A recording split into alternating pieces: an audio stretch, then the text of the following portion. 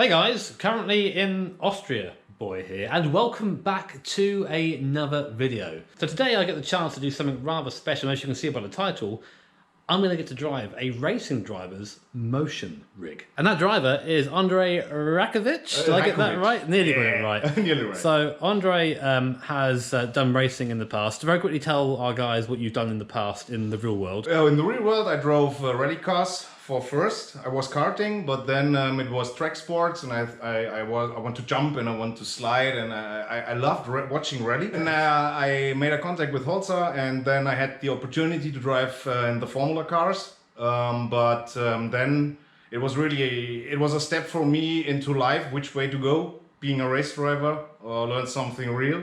And I decided to make my studies and make a real job. Tell us about this rig, because it's pretty beefy, I think it's fair to say. Yeah, it's pretty cool. We have a full motion rig here with a track Trend 3 motion.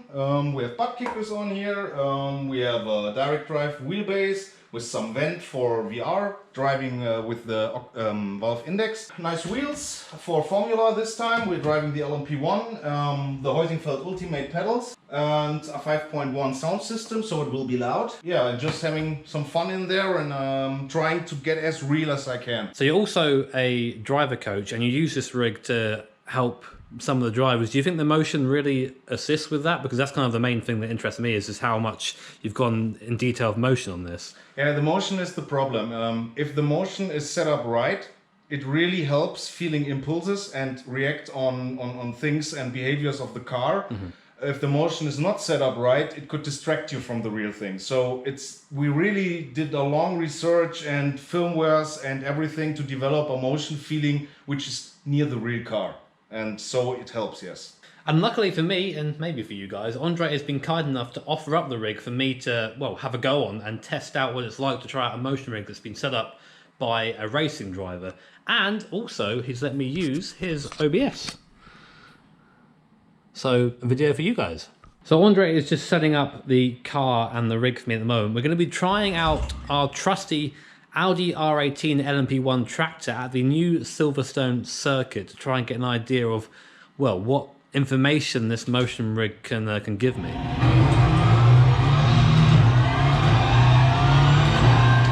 Right, so I'm in the rig and I'm wearing, very importantly here, these straps. They need to be strapped in for this. Most embarrassing thing is that Andrej had to maybe loosen them a little bit for me, getting a little bit rotund in my old age, it seems. But first track, as I said, is going to be Silverstone in the Audi. It's really good for showing off what the motion can do. And then we'll find something fun to do afterwards. Well then, so here I am, strapped in to the motion rig in the Audi R18 here at Silverstone in iRacing. Now the reason why I picked the Audi R18 to test this motion rig out on is because I've driven this car a lot. You guys know, I've done countless endurance races in it, so I think it's really the best car for me to drive in order to understand what this motion rig can offer to me, if anything. Anyway, let's get onto the pit lane. Immediately a little kick in the rig there as I pull out. Pit limiter off. And away we go then, out onto circuit, and immediately picking up some bumps. So I'm going to try and take it easy a little bit on the first lap, just to get everything nice and warm and get my brain warm. It's been a while since I've driven this car, so the driving might not be the best. Coming out of the hairpin there, little rumble over the chicane. And now coming down the Wellington Straight, and my word, it's bumpy down here. Oh wow, okay. So that is not, doesn't feel like it's a flat surface when you're going down in this car. Coming now to the long right-hander. Man, it's been such a long time since I've driven this thing. I feel quite out of touch. Hopefully you guys won't mind too much. Come up to Cops for the first time, and you can feel the downforce load up as the speed increases, the bumps increase through Cops for the first time. Not the fastest through there. Now coming up to Magnus and Beckett. I said I was going to take it easy, but I kind of can't resist. See if we can take some speed through here. Oh wow! So many bumps through there. Easy, Jimmy. Easy. There you go. Now down the hanger straight, bit of boost for good measure. Oh, don't go on the grass, you feel that? Up into 6th gear. And first impressions are, wow, the seat moved forward quite a bit there in the heavy braking. You get a real impression that you're hitting the brakes hard there. First impressions, I should say, is that I've been on a lot of motion rigs in my time. I've been very fortunate to try a lot out, mainly at the Sim Racing Expo. Oh, that was scary.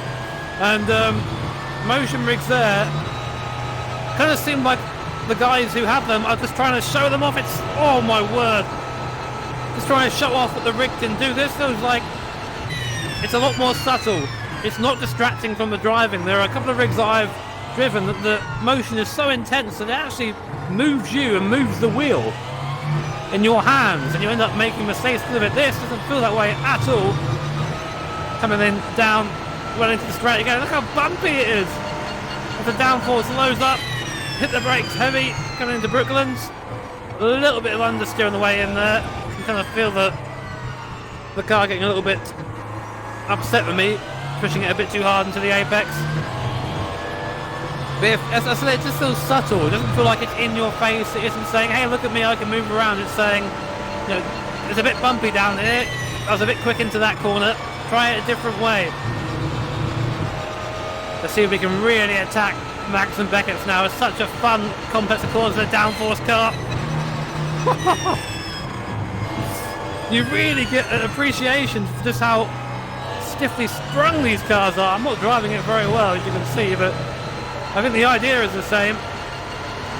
Down the hanger straight again, 280 Ks. Lots of downforce from the car now. Hit the brakes, go forward in the seat. A little bit too aggressive on the way in. Also, my braking was pretty terrible. We'll go for one more lap. See if we can actually put a decent one together. I'm actually quite scared of this big curve on the inside now. That would really give you a big jolt in the cockpit in real life. It's not quite as aggressive, this though, which I'm kind of enjoying, I must admit. Right, can we go flat through T1, surely? No, no, we can't. Oh, no. See, now there's like a little element of fear if I do make a mistake, which is proper, that's how it should be. Okay. Let's try and get it back up again, see if we can at least do a good end of lap. The sensation of speed when you go down the straight with those bumps is something you just don't get that in something without motion. People say in iRacing a lot the sense of speed isn't really that great, but when you're here in VR, you've got the motion rig chirping away below you. You feel like you are physically feeling every bump. It really adds something. It really does. It's a shame that I can't drive though. It's a shame that I'm a bad driver. Maybe Andre can help me with that in the future. There you go, through there. Hold the brakes through. Keep it nice and tight for the last part. Try not to be too aggressive with steering because I can feel it. I'm not responding very well. Down the hanger straight. Experience the bumps one last time. I'm into Stoke. Starting to find the lines a bit. It would take a little bit of adjustment to get used to a motion rig, I think. But this is the sort of motion rig that I would want to get used to, as opposed to the ones that focus on chucking you through the air for no apparent reason. Across the line, terrible that. But yes, definitely, there is something to be said for the level of immersion this is driving around. There are little bits and bobs it does for you to help you understand what the car is doing, how it's skipping through the curves. This being an LMP1 car and being very reliant on traction control, it likes to have all four wheels on the ground, funnily enough. And you get an idea of that with this motion. But that's not all we're driving today. I'm also going to be trying out something a little bit different, a bit opposite to this. And given that it's the bumpiest circuit in iRacing, I think we owe it a visit, especially in this motion rig. We're going to be trying out the new Aston Martin DBR9 with the new tyre model at Sebring. Looking forward to it. So just had our first run there in the Audi, which was a lot of fun, really enjoyed it. And now I'm going to try something a bit different, which is going to be the Aston Martin DBR9 GT1 car on the new tyre model at Sebring, because that's the bumpiest place I think that exists in iRacing. Now I've been told by Andre it's going to be quite a bit different because we don't have as much downforce. The dampener's a lot less aggressive in the GT1 car, so I'm expecting a bit of a different experience. But again, this is a good use of motion to see how these cars differ in those differing conditions. And just like that, we are now at Sebring in the Aston Martin DBR9 GT1. I actually went to try and hit that shifter there instead of shifter down here, using the sequential shifter, of course. And I'm not going to waste any time. We're going to get straight out there. I don't want to stall this thing. That'd be embarrassing. There you go. Oh, almost did. You can feel that. Again, going for that shifter there. There we go. Ah, I forgot how good this car sounds. That's my first time driving this car for a while, and definitely the first time driving it on the new tyre model. So that's something to get used to. Out of the pit lane already, you can feel the bumps and the uneven surface here at Sebring. Got to get used to blipping again. There you go. Let's go. Get those tyres warmed up. Quite smooth down this part of the circuit. Now, of course, this car, the suspension's a little bit calmer than that in the LMP1. Not as much downforce either to push us against the road and against the bump, so it shouldn't be as violent, but the frequency should still be there. Just nibble the curb down the right. I know that because the seat moved.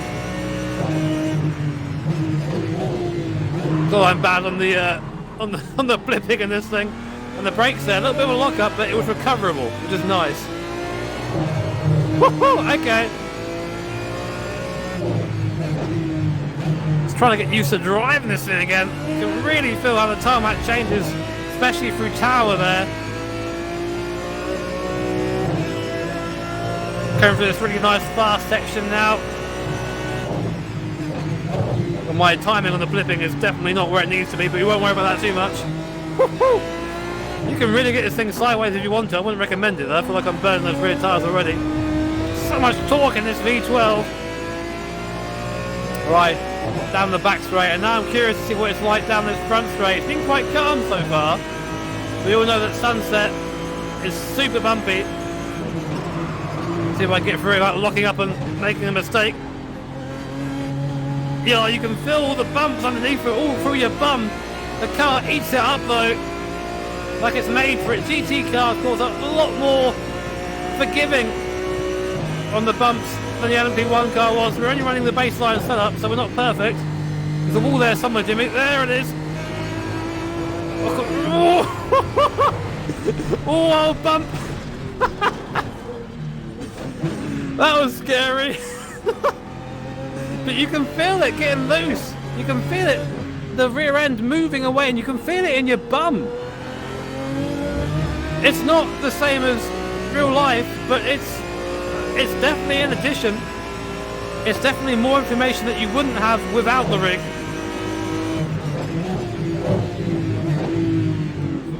Again, not driving particularly well right now, I hope you forgive me for that, but it's all rather overwhelming, as you can imagine. God, this car is great. Right, let's see if we can actually be good this time. Some black marks on the circuit there from some guy, definitely not me. Let's try and not be full throttle over here. Well, we've got more grip now, the tyres come up a temperature. Say that and like lock up slightly, the rear tries to come around. You can feel the car struggling for traction there, coming out of Tower. You can be pretty much flat through here though. We'll hold fifth gear. Easy coming through, there you go. There's so much underneath your right foot. That's not the line, Jimmy, but who cares? You want to keep revving it. You wanted to see how far it will go. Right, again, we'll do one more lap after this, I think. Let's see if we can get a better sunset. Oh, you can really feel the car. It's almost like you can feel the springs. My word. This, I can get on board with. This sort of motion I can get on board with. It's not obnoxious. It adds something. You can hear the car struggling for traction, but I can feel it. I can feel it in my more than ample booty. Over the curb there. Oh wow, you you feel the level of the car, where the weight is. It isn't, again, not quite the same as real life. You definitely get more info in real life. But for someone who is basically sitting right now in a front room with a fake seat, a VR headset, and motion, this is pretty damn convincing. Right. Easy, easy. Locking up a little bit in the way, and you can, again, kind of feel it. Oh, this is fantastic. I'm so glad that we did this. Easy. There you go. You can see, I'm starting to get an idea of what the car wants through the bumps. I'm not being so aggressive on the power. I've got to feed it on there, otherwise the car reacts even worse over the bumps. Oh, curb.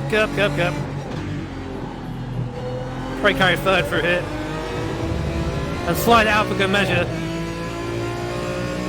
Right, let's try and nail sunset for our last time through.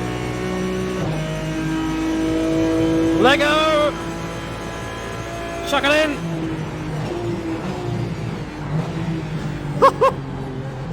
Oh man, that feels good. That is awesome.